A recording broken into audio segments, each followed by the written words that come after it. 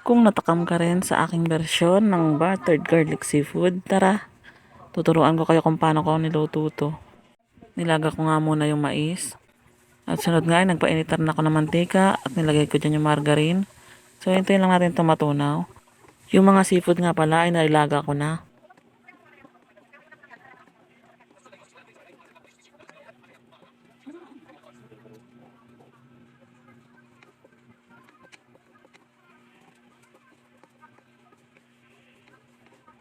At pag ganyan ngang tunaw na ang ating margarine sa mantika, ay isunod na natin yung bawang. So yung bawang ko nga palang nabili, 20 pesos yan. Kung makikita nyo nga, ayan, malalaki yung granules niya. Kasi yung ibang nabibiling garlic nga na luto na medyo durog. So yung nabili ko na yan, talagang malalaki yung butil niya, tapos maaamoy mo nga na mabango siya. Yung indication na parang bagong luto lang siya. Pag ganyan nga, tuloy-tuloy nyo lang yung halo para hindi masunog.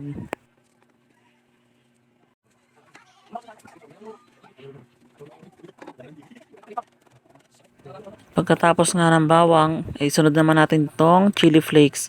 So ako tinansya ko lang yung chili flakes na nilagay. Yung may konting sipa lang ng anghang. Tapos yan, halu-haluin nyo lang yan. Tapos isunod nyo na rin yung ating oyster sauce. At pagkatapos nga ay halu-haluin nyo lang din yan.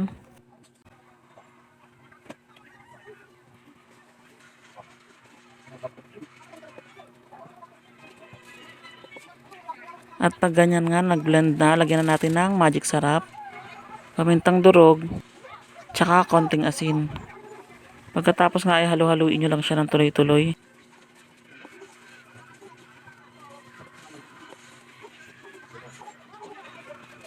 At pag nag-mix all together na nga yan, pwede na nating ilagay ang ating seafoods.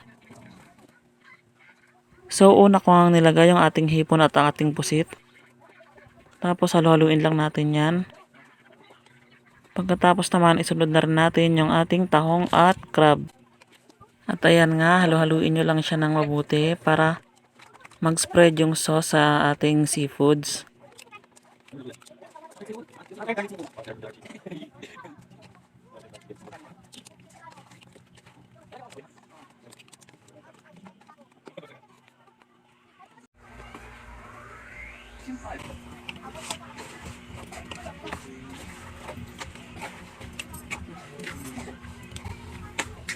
At pagkatapos ko ang halu-haluin, ay tatakpan ko muna to para manuot yung lasa ng ating sauce.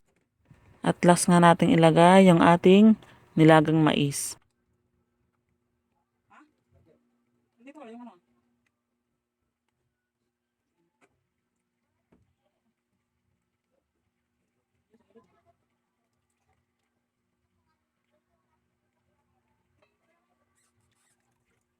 Pagkatapos nga mailagay yung mais, ay halu-haluin lang din ulit natin to hanggang sa tuluyan nang manuot yung lasa ng ating sauce sa ating seafoods.